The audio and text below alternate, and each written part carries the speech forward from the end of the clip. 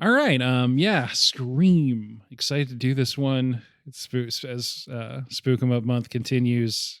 That's the Spook Em Up Month? Yeah, that's the common name that we all use for this genre of movie. Nice. Spook 'em ups. You got your dramas, comedies, your spook 'em ups. So that's yeah.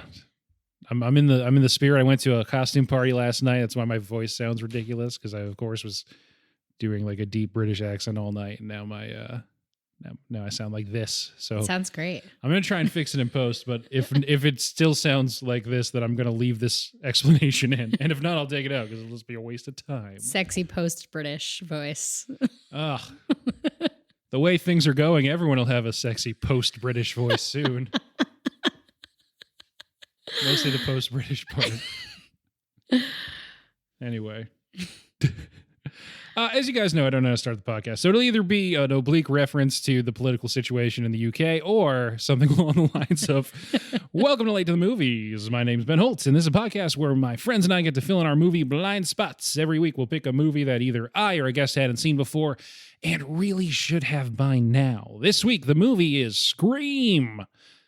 Since another movie with that same title came out earlier this year, I'll specify it's 1996's Scream. Yeah, my guest this week, left to right across your podcast aisle, we got Kate. Hello. Hello. We got Jeffrey. Hey, everyone. Hey, and that's where we're at. Does the 2022 Scream have any relevance? Yeah, it's in the same franchise. Okay. Neve Campbell and Courteney Cox and David Arquette are in it. Okay, it's a remake of the original, or just No. a seventh?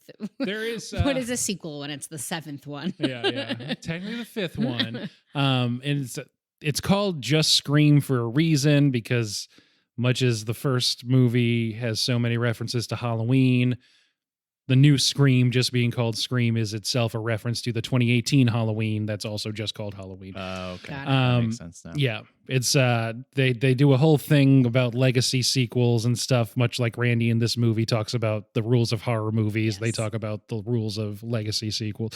But that's in that's a different Scream. That's in a number of years when we get to the fifth Scream movie. We're just talking about the first one today. But before we talk about it, I always like to ask before we get into our topic of the week if you guys have watched anything good recently.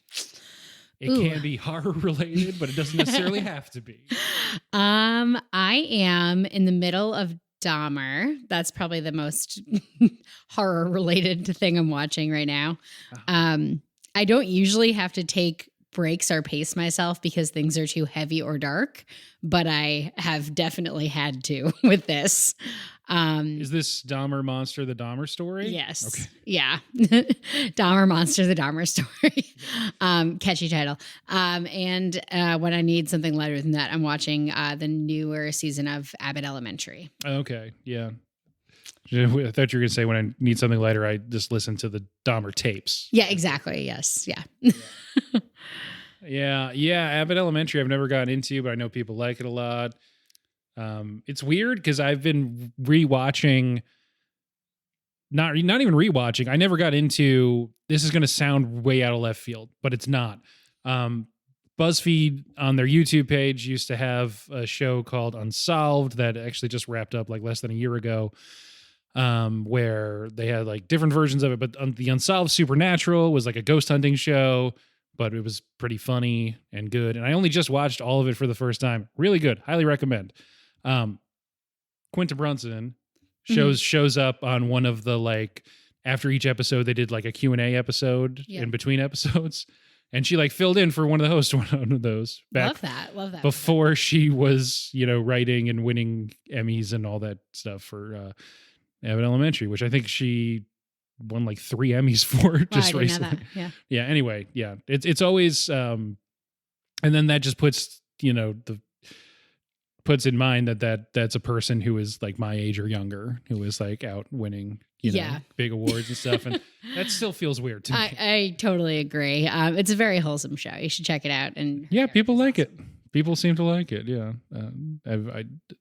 Have you watching anything different from what Kate's watching? Yeah, we don't. We watch things together and apart. Okay. Yeah. She watches way more apart than I do. I don't watch too much else. We're just making our way through The Office. Nice. The entire series. So we're in season 8 now, I think. Michael just left a few episodes ago, so Okay. it's kind of sad, but Yeah, there's some rocky terrain there for a bit, but it Yeah. figures itself out. We're in the rocky terrain. yeah. It's Will Ferrell right after he leaves. Yeah, for and a then bit? we're in the Robert California era Okay. now. So, Yeah. Yep. And then they eventually, when Kathy Bates comes the next season or something, She's already been in Mystery it. to me. she's already been in there. Okay. Oh yeah, Who is yeah. that? She comes in it when Saber acquires Okay. Dunder Mifflin, Oh, which I she's- think is like season I had the 6 or order 7. wrong. Yeah. Yeah. So And that lady from Doctor Who comes in at some point. Yeah. Nellie, right? Yeah. Yeah. Haven't met her yet. Is that a first time watch for you? Yeah. Oh wow. Isn't that wild? Yeah, it's weird. I've made it so far. I have some friends, many of whom are frequent guests on this podcast, that's still like their main point of any cultural reference. Mhm. Because as millennials, we stopped aging. Yeah. When The Office ended 10 years ago, I don't Yeah. think they've watched anything new since then. So that's still all their references, all the gifs that they use that Mhm. let Gen Z people know that we're old. Yep. Just Michael Scott gifs constantly in workplace slacks. Yeah. I've just been seeing them for years and being like, yeah, haha. And now I get them. Every episode this month, which of course Spook Em Up Month, the normal name that we use for these type of movies. I've talked about the streaming service Shudder so much so that I've frequently been accused of being a shill, being a paid spokesman for Shudder. I am not. I lose money on this show, as you guys know, every week. But Shudder, it's a good app, good streaming service, the only good streaming service, perhaps. And I've been spotlighting them every week this month because they do, what's the word? I guess spook 'em ups. That's their main genre that they do. Did you watch this on Shudder? I haven't heard of Shudder. So No, I watched this on Paramount Plus, unfortunately for me, because I don't like Paramount Plus. But Shudder is, I think it's AMC owned technically, but whatever. They just have horror movies. I'll use the word. And Spook 'em ups. yeah, they have like 3 live channels, which I feel like every streaming service should have, that just has stuff going Yeah. that like you can just tune in and you catch like 5 minutes of the weirdest thing you've ever seen, or Mhm. some terrible 80s slasher that is just bananas. And it's cool. And right now they still have a ghoul log going. It's like a Yule log, but it's spooky. Nice. I feel like, yeah, when live TV became less popular, like what were tattoo shops playing in the background? Right, you know, yeah. this is perfect. Just every time I go to my mechanic, they're just playing like a random morning show. Yeah. Yeah. So that's all they have left now for live TV. Random scary movies are the tattoo shop equivalent of Yeah, the I think morning so. show. Yeah. I'm pretty sure. Yeah. Yeah. And yeah, it's a cool service. I've watched something on it every week this month, and I don't think I gave enough credit to this last time, so I'm just going to mention they're doing the 101 scariest moments ever as the show's going on. They only do about like a dozen an episode, so they're not done yet, but they're getting close, and they have gotten scarier. I mean, if you're a big horror fan, it's probably nothing that unfamiliar, but there's a lot of stuff in there that I didn't know about, so it's cool to kind of like get recommendations. And so I feel like that's a good note to end, as this is the Halloween episode of this show. It'll come out on Monday, the 31st of October. So, go forth and take some recommendations from there, because once this month ends, we're not legally allowed to talk about Spook 'em Ups on this podcast anymore. So. Will this come out at like an hour on the 31st that people can still watch movies? Oh, yeah. Okay, It'll come out great. at 5 a.m. on. Oh, perfect. Okay. People can spend their whole day. Yeah. Call out of you work. should. Call out of work. Watch terrible slashers from the 80s, where it turns out a rock band was aliens or the devil or whatever. Or both. I think that's what happens in one of them. Great. Scream. Let's transition. Yeah. So this was new to both of you? I've seen it once before. I saw Okay. it when it came out. Nice. Around that time, yeah. I'm 36 years old, so So it made a little more sense for me. I You wasn't were not 11 5. when this Yeah. came out? Yeah. Yeah. I was 5. Did not see it when it came out or since then. Yeah. So yeah, first time for me. Nice. This was, I mean, I love this movie. It's a great movie. But I only saw it for the first time within the last year. Wow. In the lead up to Scream 5, I kind of on a whim decided, because I like going to movies, I want to go see this new movie. It's a horror movie. I want to go see it opening night because that's when all the people are in the crowd and it's more fun with more people. Yeah. And I've always thought I'd like these movies. And I just, as I've mentioned many times this month, been just a scaredy cat throughout my life who doesn't really watch horror movies. So that's why this was a blind spot. So that week leading up to it, I watched all the previous 4 Scream movies and then went to see the new Scream opening night. Nice. And I was like, love all these movies. They're all good. And I like them all. So that's where I'm at. Most people who actually watch these as they were coming out or not in 1 week have varying opinions. For me, they're all good. I think this is the best one. The first one, I've probably said different before, though. I like 3 a lot more than general consensus seemed to like the third one at the time. I think 4 and 5 are both good. So whatever. In my head, I pictured Sarah Michelle Gellar, who's in Scream 2, right? Yes. So that is the image of Scream that I had. So, we'll do a quick plot summary in a second, but yes. So Sarah Michelle Gellar is in the opening scene of Scream 2, much like Drew Barrymore is in the opening scene of Scream 1. Anyway, so who, it can be any of us, wants to do a 1-minute plot summary of Scream, parentheses, 1996, end parentheses. I'll give it a go. Okay, go when you're ready. All right. A teen girl is home alone, Drew Barrymore, and she gets a phone call from someone who is asking her questions about scary movies, including, do you like scary movies? And he is revealed to be outside of her house, revealed to have her boyfriend tied up, and ends up murdering her boyfriend and then her. It's a very intense opening scene. And then, we're in the situation where there's a killer on a loose in a small town in California. And after that, it just becomes a people avoiding the killer situation, including at their high school.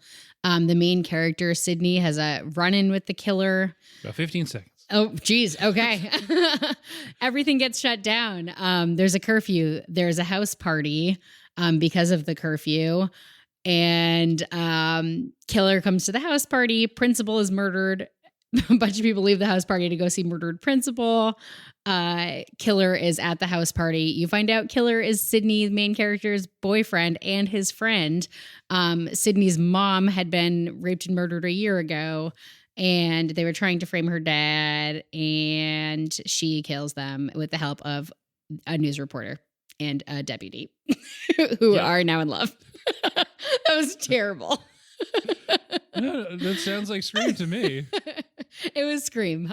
It was Scream. Heavy focus on the first scene, but I mean that makes a lot of sense. The heavy focus there because Kevin Williamson, who wrote Scream, and is on 1, 2, and 4, I want to say, are the ones that he's written. Anyway, Kevin Williamson comes up with the idea, and the script that he pitches, which he called Scary Movie. Ever heard of that? That obviously is a title that was too good not for someone to use eventually. Mm-hmm.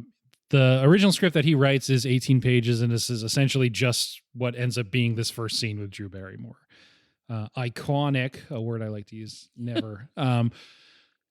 Yeah, that's a really famous scene. Drew Barrymore in the kitchen, talking about if she likes scary movies and stuff. I don't know. As a first watch, is that something you knew about going into this, or? I did not know about it. Okay, cool. Yeah, which was great. It was fun to watch for the first time. I thought the stovetop popcorn was like an excellent addition to that scene, and it, catching on fire and whatnot. It felt very 90s. She looked very 90s. And yeah, I loved it. I thought it was an awesome first scene. Yeah, it's weird because Drew Barrymore is blonde, I think, but not that shade of blonde. Right. Yeah. But yeah, it was a very 90s look. And this was, so you saw this around the time it came out. Did you know that Drew Barrymore wasn't like the star of this movie? Because that was a misdirect for a lot of people. I can't remember what I thought going into the movie, but yeah, obviously it becomes pretty evident pretty fast. But I think I was a pretty big Neve Campbell fan at the time. So I there you go. Watched some Party of Five in my days. Party of Five, yeah. Yeah, definitely had a crush on her. So fresh off The Craft coming into Scream. Yeah. I get it. She was supposed to be Sydney. Yeah. Yeah. But changed to. And it's good. She's on the first Scream poster. She's the most prominent person on it is Drew Barrymore. And yeah, it's just a fun thing to do. Obviously, a very famous person at that point. This is our second Drew Barrymore. This one's about 14 years after E.T. And yeah, she's a legit famous person at this point and gets really brutally murdered at the beginning. Yeah, it was a fun surprise. After getting, I mean, it's just so... The movie has all the meta levels of it commenting and subverting the cliches of horror genre, especially slasher movies of the 90s. It's clearly obsessed with Halloween, so that's late 70s, this coming out in mid 90s. Doesn't seem to think that highly of anything that came out in between. Yeah. But it also isn't just commenting on the past, but it also feels a lot like there's a reading of it that it's not too difficult to make, that it's about like fandom of these movies and like the toxic gatekeeping of Ghostface in this movie of, yes, this happens so much with any woman who expresses an interest in like genre movies. And then they're like, oh yeah, well, what's the name of this person? Right. And then yeah. And this taken to its logical endpoint, I guess, in this opening scene here. It's just something that is probably a kind of cheap reading, but that's what I get a lot from it today too. And I'm sure there's the conversations that were happening then too, but it just seems to be so turned up with gatekeeping and fandom, especially in genre movie culture these days. Totally. Yeah, I think there's an explicit conversation about not fandom so much, but like why couldn't a woman be the killer later in the movie too? Yep. Which I think, yeah, same deal. Yeah, it's a really interesting film franchise for how it uses its female characters, because Neve Campbell isn't necessarily playing a stereotypical final girl. No. She's like a little bit more of a badass than that usually is. Totally. Yeah, I was like contrasting her with Drew Barrymore in the opening scene where she's immediately just like, bullshit, I'm calling your bluff. And she like goes out on the porch the first time she gets the Ghostface call.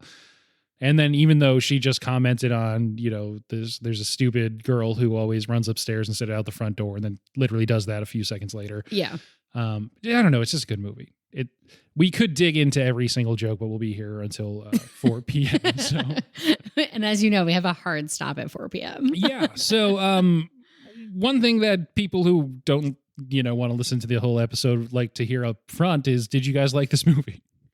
I did way more than I thought I would. Really? Yeah. We watched it in 2 parts because, as you know, my attention span leaves a lot to be desired. And I loved it. I was excited to come back to it on night 2. And it was less scary than I anticipated, way funnier. I didn't know that it was funny until I knew nothing about this movie. Which was great. It was a much more enjoyable movie than I anticipated. Yeah. Would recommend. Yeah. Thoughts? Yeah, I liked it as well. I think it's like a pretty good balance between super cheesy horror movies and one that's actually good and has a plot that's interesting. The plot definitely keeps you engaged. I think you're really curious, what's going to happen next, who is the killer, all that stuff. But it's also like pretty entertaining and just kind of funny and like that way. So I think it's a good balance of those 2 types of things for horror movies. Yeah, it's such a difficult thing to do. And we've talked a little bit about horror comedy before on the podcast, even this month, that it's like a really hard balance to strike. To be both commenting on and really calling out the cliches of the genre that you're doing, but still being able to do it effectively. Yeah. And being compelling and not just parody like what ends up taking the name Scary Movie. Right, exactly. Those movies aren't also actually thrilling plot-wise. Right. So it's a really hard line to walk, and I don't know. It's a really good script. Good job, Kevin Williamson, and I think they're all pretty interesting, all the many people who've worked on them, but another name we should mention towards the front of the podcast is Wes Craven. This is our second Wes episode. The last one, obviously, Nightmare on Elm Street, referenced many times in this movie. Yes. I love the the one thing that does feel kind of scary movie is just the cut to the janitor who's just like wearing the Freddy Krueger Yes. hat, and it's good. That was great. It's great. But yeah, so Wes Craven, we did the whole like, here's what Wes Craven's deal was on the last time we talked about him. So we don't have to do that this time, but just to point out, yes, this is a Wes Craven movie. Kyle, who was on the last episode, who gave Nightmare on Elm Street a 1 out of 5. This is his favorite movie, but he was busy today, so that's well, glad to hear Kyle likes it. Apparently Wes Craven like did not want to do this movie. He was like, I'm done with horror for a while. This is coming. So he directs the first A Nightmare on Elm Street, and then Wes Craven's New Nightmare, I think, is like 94. So maybe he was feeling burned by the horror industrial complex. Yeah. Yes, the horror industrial complex. Apparently it was like a real thing to get him to until he like read the script. He got obviously very into it. I also think there should be a portmanteau between horror and comedy now after you said it out loud. There's not. It'd be clunky. Yeah. Like dramedy, horror. Horror-y. Horror-y. Yeah. Comor. Both so bad. Cordy. Yeah, it's a tough line to walk. I guess House is close, but of the movies we've done this month, we talked about Barbarian a lot, and that's a recent one that's that is doing horror and comedy, but also trying to be an effective horror at the same time. It's doing it sort of well. He used a lot of words like trying there. I liked Barbarian a lot. But it's a lighter touch on the talking about like cliches and like subverting and stuff. It's mostly it just is what it is. All right. That sounds so negative. I like Barbarian a lot. I haven't seen it, so. I think they're doing a really smart thing where if you're listening to this now, I think it's already out on streaming. So yeah, it made its money and it went to streaming before Halloween. So that's a smart move by them. Nice. Anyway, the three main people throughout this franchise introduced in this movie are Neve Campbell, as we already talked about, Courteney Cox as Gail Weathers, and David Arquette as Deputy Dewey. Mm-hmm. So yeah, that's they have probably a different vibe than what you were expecting, especially Courteney Cox and David Arquette. Totally. Yeah. Big Friends fan. I've watched it through several times and very intentionally, at least twice. And yeah, not a Monica in this movie. I thought, Gail Weathers was a great character, super surprising. I loved how like money hungry and cold she was. Thought she was fantastic. If you go through and feel the desire to watch the rest of these, you'll see that her hair is always ridiculous. Mm-hmm. She has like those crazy blonde streaks in this one. Yes. She's kind of, I think in 2 is the one where she sort of has like tiger stripes in her hair. Nice. But yeah, that's Gail Weathers for you. I wasn't sure if the highlights were as bad in 96. Like I was like, are those standard 1996 Is this highlights? Normal? Trying to remember what kids had on the playground. Right. A lot of frosted tips. I know this is so many. In Sync was big, but so this is 2 years after the start of Friends, I think. So this is probably peak for Courteney Cox, right? Yeah, it's got to be. And she's really good in this movie. So good. And did her and David Arquette met at like the opening party or pre-party for this movie, which is pretty bananas. Yeah, and the age difference I think is accurate. What they say, because she's I think like 32 at this point. He is actually 25. Mm-hmm, mm-hmm. I feel like he plays older, but it's tough because I just still have that thing where I know he's like 20 years older than me. Mm-hmm. So even if I'm seeing him in this movie, 6 years younger than I am today, he still feels like he's older than me. Totally. Yeah. Yeah. I remember having the thought that it was interesting that he was living with his sister because they were like talking about going home together. And I was like, oh, how old is he? Before they announced his age. Younger than I thought too. Yeah. And he recurs. Rose McGowan plays his sister. Yeah. Yeah, she's had a weird career too. Yeah, I don't know much about her. I did read in my post-screen Googling that she dyed her hair blonde for this role, and it was like also an intentionally crappy like hair dye job. Yeah. So I love that they just leaned into that. Yeah, you got to lean in. Yeah. But man, yeah, She was great. cool movie. Everyone's good in this movie. Everyone's doing the right things. I loved that. I loved the Courtney Cox David Arquette scene where they tumble into the woods. Yeah, classic.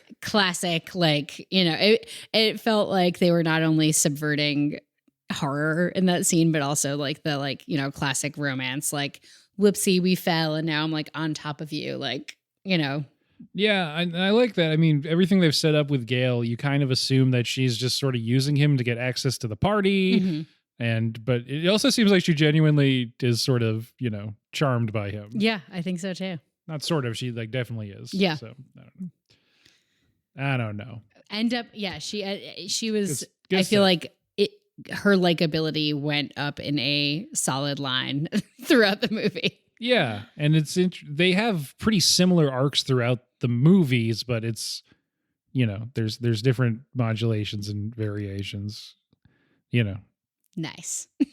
she gets more famous, and that kind of resets her priorities again, and then she has to, like, you know, by the end of the next movie, she has to get back to being like a good person again. And shit. Yeah. Yeah, no, all that shit. That's interesting. Have you, Jeffrey? Have you seen any of the sequels? No. No. Oh, sad. People really like 2. We'll have to watch them. I like all of them, but people really like 2 a lot. All right. That seems to be, as someone who wasn't there for the conversation when it was happening, that seems to have been the consensus. In like what year? What year did 2 come out? So next year, 1997. Oh wow, quick turnaround. The Scream franchise is funny because 96, 97, 2000, those first 3. Yeah. 11-year break, 2011 is 4. Mm-hmm. 11-year break, Scream 2022 is 2022. So yeah, the first 3 come out in a 4-year span. And then the next 2 would come out in a 22-year span. Nice. Also, this came out at like Christmas time. Yeah, perfect which time. Is hilarious. Perfect time. I don't know. When would be a good time for it? Halloween, obviously. Okay, well, yeah, that's a good point. Comes out in late September because it's like you get the back to school kind of vibes. Yeah. And then you play right through Halloween. Yeah. That would have been smart. That would be the best time. Yeah, well, apparently somebody, it might have been Wes Craven, thought like, well, the people who are like into horror and like, you know, the punky teenagers won't have anything else to watch right now because there are just a lot of family Christmas movies coming out. So it worked out.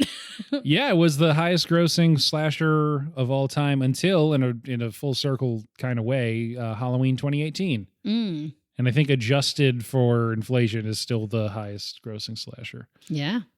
Yep. Damn, cool movie. So you guys said you watched it in 2 parts.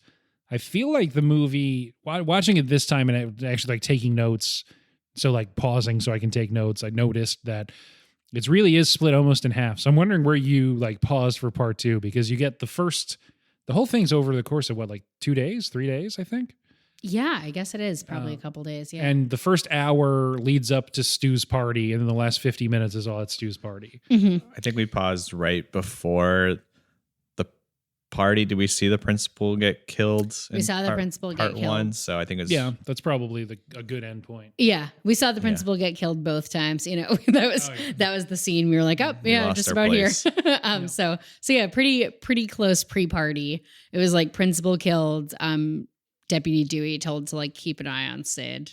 Party, yeah. Yeah, so it was a pretty good stopping point for sure. Episodes 1 and 2. You guys were talking about how the plot is actually interesting, which isn't always the case with, you know, if you're watching a horror movie or especially a slasher, and maybe you're just there, and maybe the movie is just serving up, you know, kills and like no plot, but yeah, it feels really propulsive. And then once they get to the party, it's just like, I feel like everything that happens at the party is so good. Wild. Yeah. And it was, again, with the like cliches that they're playing into, it's like of course, like you see Tatum go into the garage and you're like, no, like bad. Mhm. And like every kill at the party was so cliche in the best way. The like virginity kill situation with Sid and Billy. Was, They're cutting between the people in the party are literally watching Halloween. If for some reason you haven't seen Scream, they are watching Halloween while this is happening. Mm-hmm. Oh yeah. And cutting back and forth, and Jamie Kennedy, who we haven't mentioned yet, Jamie Kennedy is in this and surprisingly good in this role. Mm-hmm. For a guy who's mostly known for, I guess, the Jamie Kennedy Experiment. For that one weird character he plays in Harold and Kumar. And not a lot else. He's really good in this as this kind of guy. Mm-hmm. Guy who would work at a video store and know all these stuff and like pause movies at parties and be like, "What you guys need to understand." They cut back and forth. That was so great. Talking about how like first rule is like never have sex. Yeah. The only way you can get through this like a movie like this is if you're a virgin, and then cutting back and forth between Sydney having sex. Yep. Smart shit. So smart. Never say I'll be right back. Right. Yep. Just those are the rules. And then him like screaming at the TV, like turn around. So cool. So it was great. Ghostface was behind him, so he's yelling at the character to turn around. He needed to turn around. So it was amazing. And Sydney and Billy's relationship from the get-go really killed me. I went intended. killed somebody. Obviously they play with whether he's the killer right from the pretty early on in the movie when he's arrested. But I went back and rewatched the first bedroom scene because I was like, there was some line he said in there that just like cracked me up. And it was he said that he wouldn't dream of breaking her underwear rule, which I just thought was like the funniest thing. And then I realized watching it again that he said he was home watching The Exorcist and it made him think of her. Just an extremely fucked up situation. Yeah. And it's it seems like a town that I would be pretty popular in because all these kids only talk in movie references. Totally. It's great. Yeah.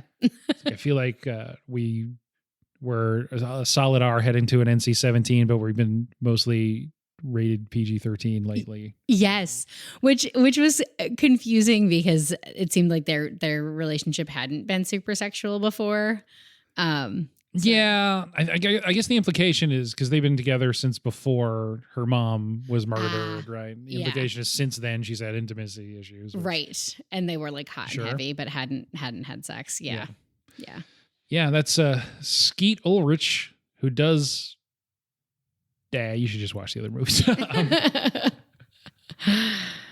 He was really great. Yeah, he's very obviously dead at the end of this one, but in some shape or form does make an appearance in the most recent movie. So interesting. And that's not really a spoiler. That happens pretty early on. Anyway, so one of the big questions of these movies: did you know who the killers were? Who else did you suspect? How early did you figure it out? Could you track who was doing each kill, etc.? Any of those spark joy? Yeah, I didn't know. I don't think I knew, or I didn't feel like I knew for sure. I mean, I think like part of it is you're like not really, you're conflicted on Billy, right? Because like you like want to believe it's him, but you're like, but that'd be too easy, right? And then it is, and it's like, well, it is him. And then the part about there being two killers is pretty interesting. Like you don't really consider that either, right? Like that was probably the biggest twist, right? Like there are two people. A real Lake Placid situation. And you, Jeffrey, you had forgotten who the killer was. Yeah. Right. Yeah. Perfect. So that probably makes the watch a lot better. Yeah. It did. Yeah. Hadn't seen it in over 20 years. Yes. So I love that it repeatedly calls out and tells you that Billy is the killer from the first time that Sydney even knows there's a killer. Totally. And then the mystery, it tricks you into thinking you're smarter than it. Because you're like, oh my God, I can't believe we're still playing out. Does Sydney think he's the killer or not? Right. In the scene after they have sex. And then the misdirect of having it look like Ghostface kills Billy. Right. What do I have to do to prove that I'm not the killer? Yeah. Like, be killed. Yeah. It's such a good misdirect. Yeah. That was fantastic. Yeah. Fantastic. I suspected several people. I thought it was going to be like, I didn't think it was going to be one of the teenagers. From the second they started suggesting that, I was like, no way. But there was a moment in the bathroom scene, the school bathroom scene, where I thought it might have been Dewey. Because when Ghostface jumps down off of a toilet, he has boots on. Yeah. In a way that they looked like police boots to me. Yeah. That is also where I got my first glimpse at what became an obsession for me throughout this movie, which is that Ghostface was wearing a sparkly robe. And I thought that was amazing. The sparkles just like added joy to my watch of this movie. So good. Yeah, I think it's like not even implied. They specifically say that it's like an extremely cheap Halloween costume that you can buy anywhere. Yep. And yeah, I feel like that's like the really thin fabric that for some reason is a little sparkly that so many from a bag Halloween costumes are made out of. Totally. It's like sparkly because the elastic is showing or something. Yeah, exactly. Yep. It is. It's fabulous. Yeah. I think there's a thing with, and I would wonder, I mean, this probably comes up with a lot of horror movies, but it's tough to shoot actually black clothing or actually black hair in movies because it just looks like, there's a face in the middle of it floating. Right. I'd imagine if you're doing Ghostface, that's probably what you might actually be going for. But, like in the Harry Potter movies, Alan Rickman's Snape wig is actually dark blue. It's not black because if it was black, you wouldn't be able to see his hair. Because that's how cameras work. Anyway, did you have any suspects throughout? Not really. I didn't really think about it too deeply while I was watching it. Just along for the ride. Yeah, exactly. It is a great ride. It's such a fun movie. Yeah. Yeah. The Neil Prescott as a suspect was interesting. They had me. Great, yeah. And Jamie Kennedy, before they even get in, I think like 2 scenes before the police decide he's the number one suspect, is just saying like, the dad's a red herring. Yeah, exactly. It makes too much sense. It's obviously a red herring. Yes. That conversation was in the video store, right? Yep. That was an awesome scene. That's also one, that's one of the scenes. Him and Matthew Lillard, who were just, Lillard's great in this movie. Another person we haven't really talked about yet. And this is he a might few be my years favorite. before Scooby-Doo, I think. Yeah, it might be my favorite character in the movie. Yeah. Stu. Yeah. He's great. Lillard is another guy who I feel like should have had a better career. But he's so good in this. But yeah, that scene's amazing. It's so good. And when they're talking about who the killer is and, Jamie Kennedy's like, yeah, it would make sense. Yeah. If this was a movie, I would be the prime suspect. Right. I love scary movies. Yeah. And it also, that scene like rooted the time period of this movie so much for me. Like, they were in a video store. Sure. Yeah. So, like, who didn't spend their Friday nights in Blockbuster in 1996? Yeah. I know I did. And they were talking about the millennium in such a hilarious way. And loved the quote that it's the millennium. Motives are incidental. Yeah. Yes. It was amazing. And, part of that conversation was like millennium. Like, Billy was like, it's a great word. It's like the first time one of them had heard the word millennium. Yeah. It's really smart that they are in between, literally as they were writing the movie, Kevin Williamson and the team that ended up adapting or expanding it. They couldn't decide if it was scarier, if there's no motivation, or if they should have a motivation so the audience was satisfied at the end, and they just decided to do both. Right. Yeah, right. that was cool. Billy has motivation, Stu doesn't. Peer pressure. Peer pressure. Yeah. But yeah, the video store scene is so good. Yeah, for sure. And they had me like in a cheesy way convinced about Neil Prescott a couple times. I was like, oh man, I mean, where is he though? Like, where is he? Like either he's for sure dead or, or it's him. So yeah, the fact that he came out as a, captive at the end of the movie was super interesting. They cloned his cell phone, which I was like, I don't even know like what technology. Interesting. I don't know. I don't know what that cellular means. Yeah. Yeah, right. yeah. It's like, why didn't you just steal it? Yeah. Well, yeah, right. So, I guess they hadn't gotten him yet. Yeah.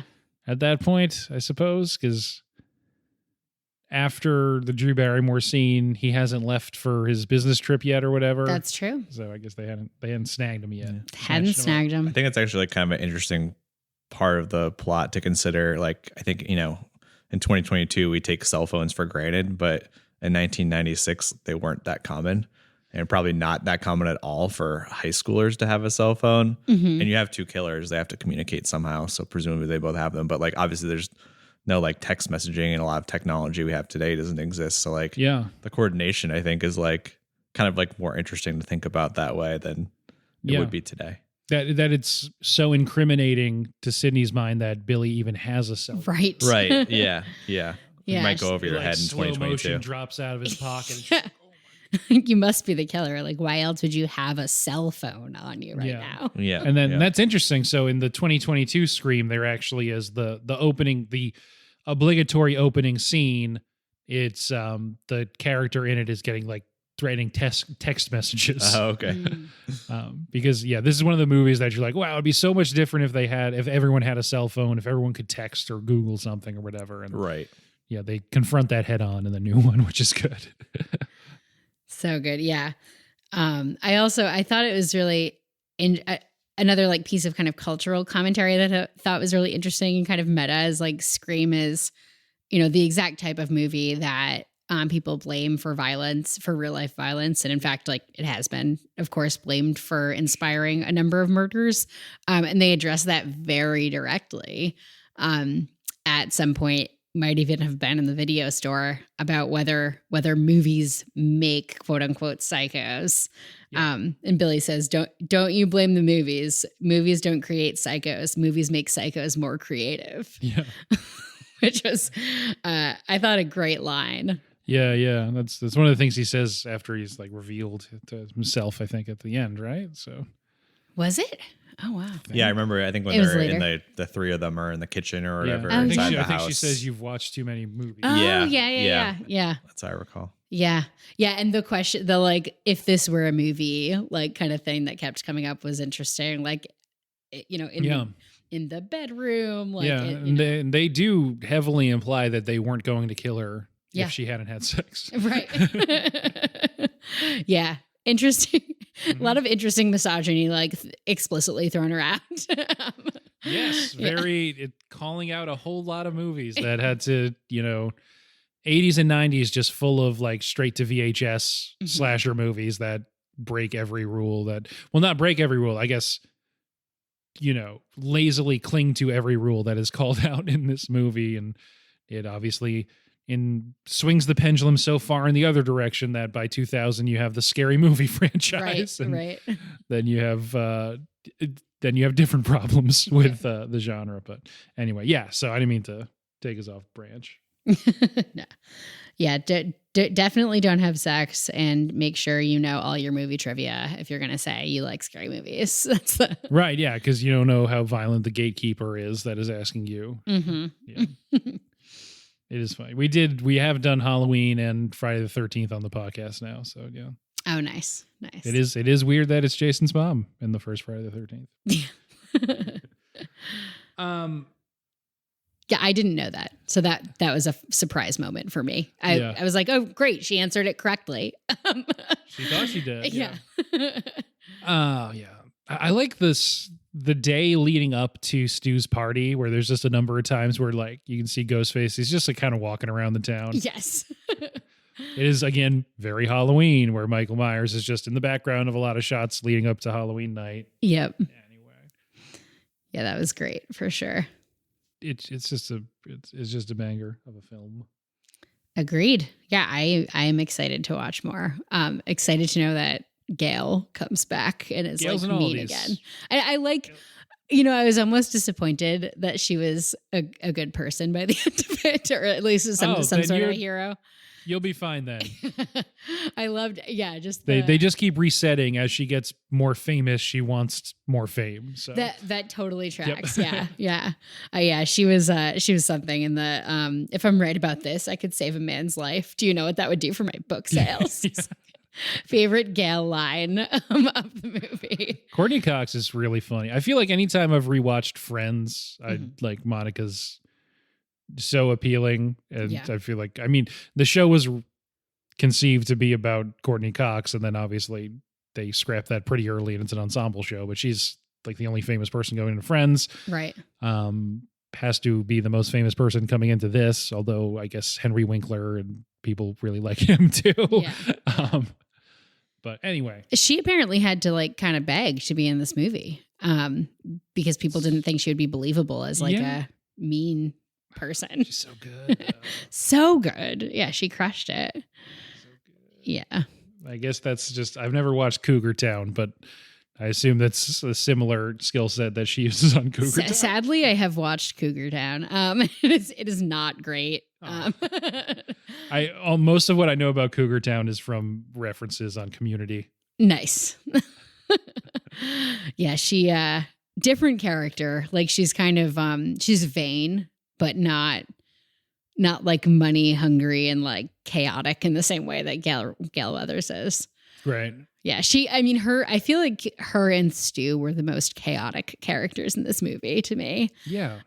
His like neck veiny situation at the end was like, So good. yeah. We should talk about the kitchen scene at the end because we haven't Yes. really gotten into it yet.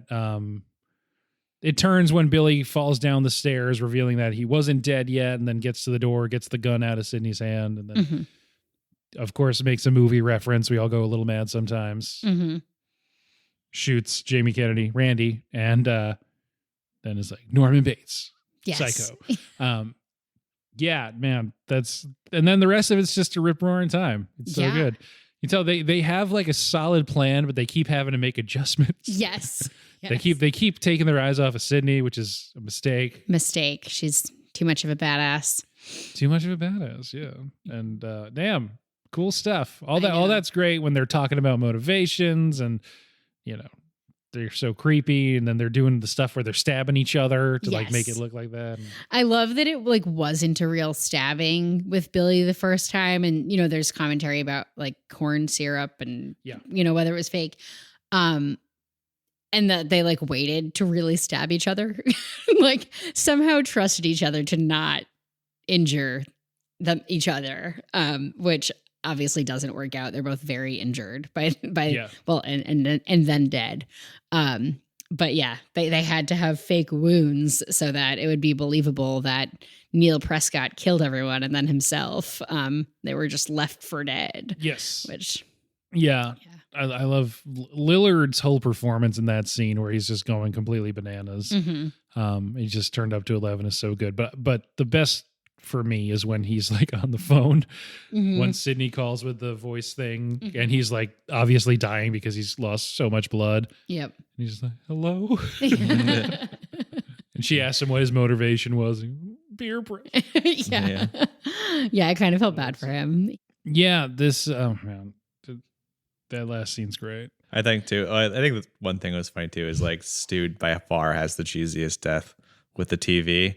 Like I definitely like got rolled my eyes a little bit. I'm like, all right, I guess like you got to have one of these, right? That's just like pretty sure you can't die that way, but I guess fine. Totally. Yeah. I don't think. I mean, it was a tube TV, so it was pretty heavy. Maybe, but but he gets like electrocuted and stuff too. It's like it would just turn off. It wouldn't electrocute you. Sure. But yeah, it's the shot on the screen is Laurie Strode with the knife. Like defending herself. Okay. Yeah. That and the garage door death of Tatum. I forgot about that one. I was like, could you die that way? Yeah. That one's brutal. Yeah. That's creative. Yeah. Yeah, that was really great. That's good. That's gotta be a Wes Craven punch up. Yes. Oh, and in one of the last scenes too with Courtney Cox like not having the safety on, they're playing with like the like women are stupid and don't know how to use guns. And of course she ultimately is like, who learned to use the safety now? Which was great. Yeah, so good. Yeah, I love how much time's left after they reveal that it's them, and she like gets away, gets back outside. Yep. Dewey goes in, gets stabbed. Yep. And then, throughout the rest of the series, Dewey's really the one that bears the brunt of the actual like physical scars of all these killings and stuff, whereas Neve Campbell and Courtney Cox don't really.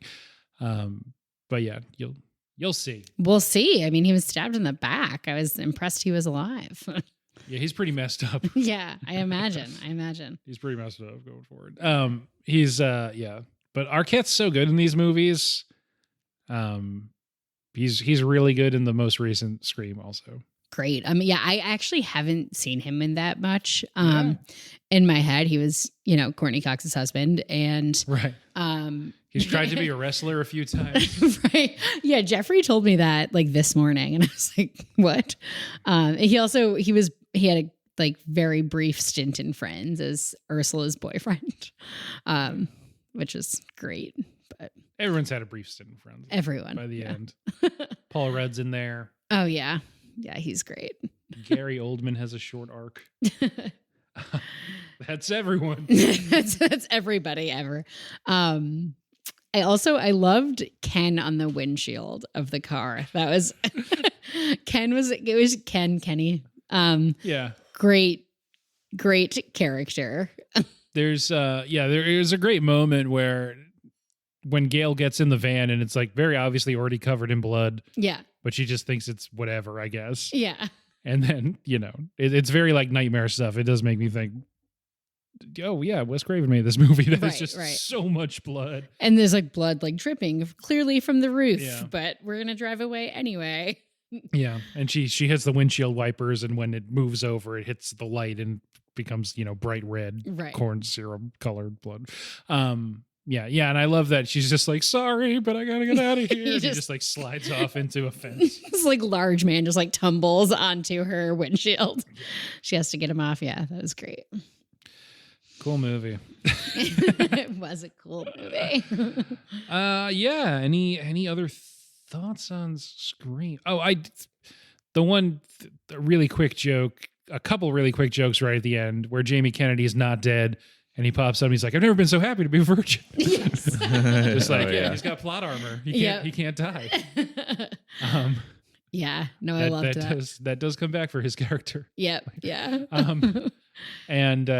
That's thing where, you always got to double tap the murderer because they always come back for one last scare right at the end. Mm-hmm. That's a thing throughout this series too. That's awesome. Yeah. Yeah. And I hope Neil Prescott was okay, Yeah, I forget. I haven't watched these movies, and I watched them all in a brief period of time. There's something with her dad. Yeah. Does he have any lines in the movie at all, or? Like I'll be at the Hilton. Yeah, I thought I heard. Okay. Pretty much. I thought I heard screaming. Okay. Like 4 lines. Oh right, yeah. He runs in. He's like, I thought I heard screaming. Yeah. He's like, all right, I'll be at the Hilton by the airport. And I always forget. And I mean, there's the only shot of him is, I guess, the equivalent of like archival footage. It's a Sydney watching a news shot, whatever. I can't think of the words, but Cotton Weary, the guy who is in jail for killing her mom, played by Liev Schreiber, who is like an actual famous actor who I guess wasn't at this point because he's not really in this movie. He's in like fake B-roll of a fake news broadcast that a character is watching. Yeah. Yeah. Yeah, that was that's Ray Donovan. Yeah, he was right? He the Neil?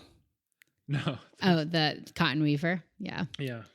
I don't know. But yeah, he barely was in the movie. I mean, he was in it when he said bye to Sydney, I guess, in this news clip, and then as a hostage of. Okay. I've never watched Ray Donovan, but yeah, he plays Ray Donovan in Ray Donovan. That's great. I don't remember what Cotton Weaver looks like. I didn't catch that, so I'll have to. Cotton Weary. Cotton Weary. Cotton Weaver is also different thing. He's actually a character in 2 and 3. Oh, awesome. Yeah. Okay, and it's the same actor. Mm-hmm. Oh, nice. Okay. Yeah, I loved that. Playing with whether Sydney kind of knew that he might not have been her mother's murderer early on too with Gail. Yeah. I thought that was interesting. She kind of she's like, oh, you're not so convinced anymore, are you? And we had some awareness that it could be the same person that killed her mom. Yeah. It's good. It introduces, it's just really well written. It is. Introduces a lot of things that it teases out later in different ways. And I don't know. Yeah, no, the writing was incredible. And apparently done in a couple days stint, lock myself in a house during finals week style. Yeah. And you can tell that they started from that first scene because it does seem like everything he wants to say is in that first scene. Yes.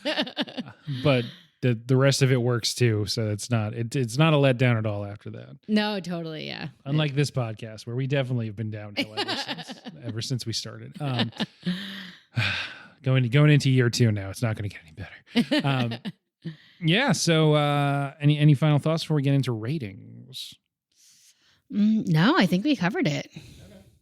Well, on a scale of, actually you can start at half, on a scale of half to 5 on any scale of your choosing, as long as it is in stars, rate this movie. Your ratings will be added to our Letterboxd page. That's Late to the Movies on Letterboxd. When I say 2 like that, it means the number 2, not TWO.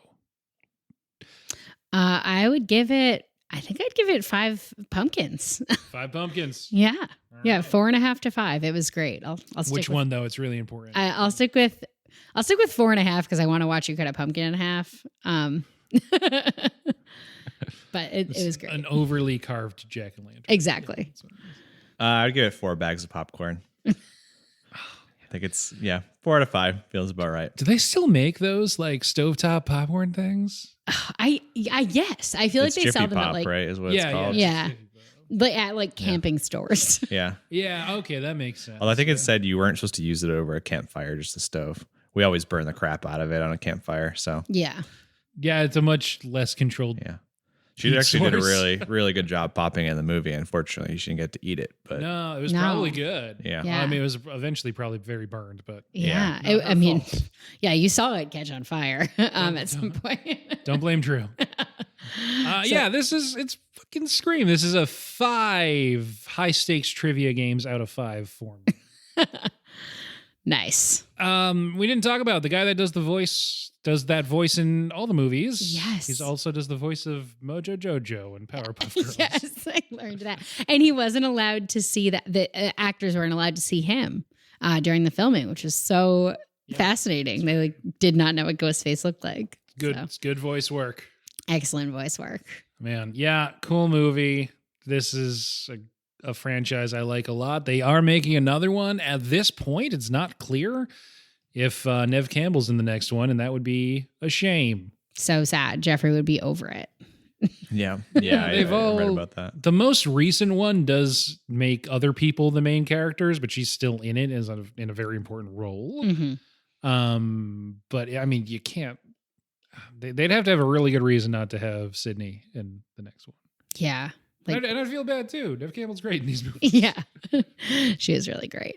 Anyway, it's easy to keep Gail around because she's like a news reporter Totally. and an author, and But Sydney's just like a human person who doesn't want to get murdered. So they do have to keep coming up with reasons why she's around all these murders. She just keeps getting into martial arts or. Yeah. I think this movie's the best. I think Scream 2's opening after this one is definitely the best in the franchise. Ooh, it's okay. really good. Intrigued. Really good shit. Jada Pinkett Smith in that one. So, Yeah. I think probably just Jada Pinkett in 1997. I don't know. Probably. Anyway. All right. Well, we've been ending the podcast for a while now. So I'll just say you can listen to us on not Letterboxd. That's where my mind went. On Podbeans. What else do they make? Podcasts. Right. Oh, yeah. Apple Podcasts, Stitcher, Spotify, Google Podcasts. Podbeans again, though. You got to get them Podbeans in there. You can buy t-shirts on TeePublic. It's actually just the design. You can put it on anything they make. You can get a mug with Greg's face on it. A mug with Greg's mug. Why don't I say that every week? Onesies. They do sell onesies. I'm almost positive. They had a sale just the other day, but it's, 9 days since we recorded it when you're listening to this, so maybe they don't anymore. Who's to say? Who's to say? They have a sale like every week. It's fine. What else? You can email Noah at latetothemovies@gmail.com. You can go to our, it might be Late to the Movies pod or podcast. I don't know. Email all of those addresses. See what bounces back. Our Instagram, we post a fun poster every week featuring the faces of the people on the episode in case you need a visual to go with the audio. Mostly it's just, parody posters of the movie that we talked about, and they're fun. And that's on Instagram at latetothemovies_pod. That's pretty much it. Thanks for being on, Kate and Jeffrey. Thank you. Do you like scary movies? Somewhat.